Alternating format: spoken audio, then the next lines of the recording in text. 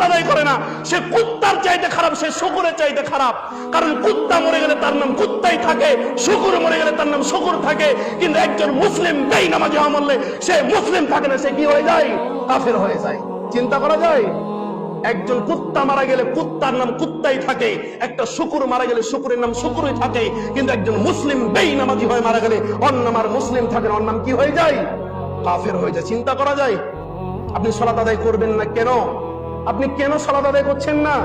আরে সালাত আদায় করলে আপনার সকল টেনশনের দূর করে দিবেন তিনি কে? আল্লাহ তাআলা। সালাত আদায় করে না সে কুত্তার চাইতে খারাপ, সে শুকুরের চাইতে খারাপ। কারণ কুত্তা মরে গেলে তার নাম কুত্তাই থাকে, শুকুর মরে গেলে তার নাম শুকুর থাকে। কিন্তু একজন মুসলিম বেঈনামাজি হওয়া মরলে সে মুসলিম থাকে না, সে কি হয়ে যায়? কাফের হয়ে যায়। চিন্তা করা যায়? একজন কুত্তা মারা গেলে কুত্তার নাম কুত্তাই থাকে, একটা শুকুর মারা গেলে শুকুরের নাম শুকুরই থাকে। কিন্তু একজন মুসলিম বেঈনামাজি হয়ে মারা গেলে ওর নাম আর মুসলিম থাকে না, ওর নাম কি হয়ে যায়? কাফের হয়ে যায়। চিন্তা করা যায়? আপনি সালাত আদায় করবেন না কেন?